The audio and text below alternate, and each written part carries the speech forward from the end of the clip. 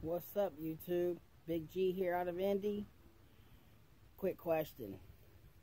So I got back here early this morning. I had a open appointment, 24-hour window at Kroger's here in Indianapolis. Long story short, do you ever get to an appointment and it's an open appointment and you set your ETA for a good time to deliver, like as soon as I got back in Indy, because I had 4 hours left on my 70. I get there and they said I had to bring it back at 8 o'clock in the evening. So, of course, you know that wasn't going to happen because I didn't have the hours. So I had to sit 2 hours until someone showed up in Green Bay, because the 24-hour line, no one ever answered, and I left a message and all that stuff. So I basically went ahead and went back to the Schneider OC in Indy, which is 6 miles from the Kroger. So I'm a little aggravated by it, and the lady I particularly talked to kind of had an attitude. And I was like, well, you can't necessarily make me deliver it because you guys screwed up, put it on the load board for a 24-hour window. So,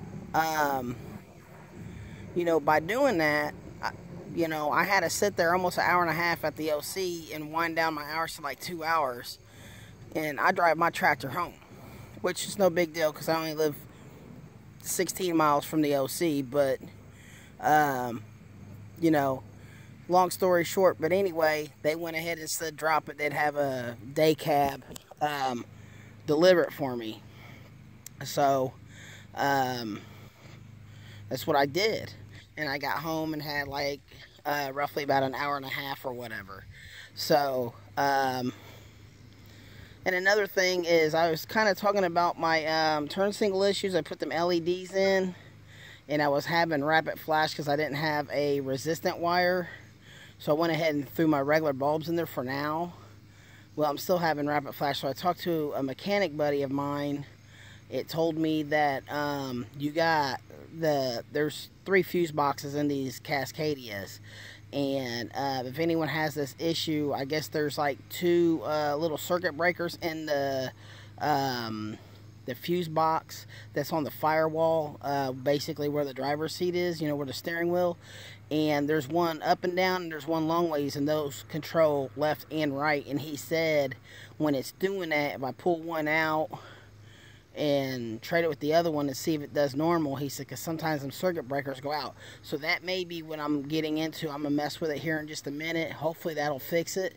But this is just a quick update. And I was just wondering, does this ever happen to anybody else on Schneider? Because this is twice in the last 2 weeks where I've had open times and they were assigned deliveries. So I'm not real happy about that. But and they know I couldn't have did nothing because I didn't have the time. But anyways, Big G out of Indy. Everything's still going good. I'm still happy with the whole Schneider thing, just getting to feel everything. Because like I said, I've been out here 16 years, but back on the road, it's been like 10, 12 years. So I'm just trying to get the hang of this whole over-the-road thing and win the park and all that good shit. So, but I am at the house. I got in on a Saturday morning, so it'll be a shorter break before I take back off. But that's pretty much it. Everyone have a good day, man. What you think? Does this happen to you? Like, share my videos, hit the bell if you like some of the information I bring to you. I'm trying to bring you information about the type of truck I have, and everything that I've went through from the beginning of going into owner-operator after being a company driver. Like I said, Big G, penny pinchers as you see it, out of Naptown.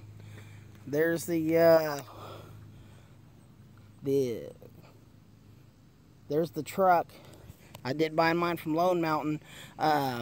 Everything's been pretty good except for this one little light thing that started up about a week and a half ago. Have a good one. I'm out.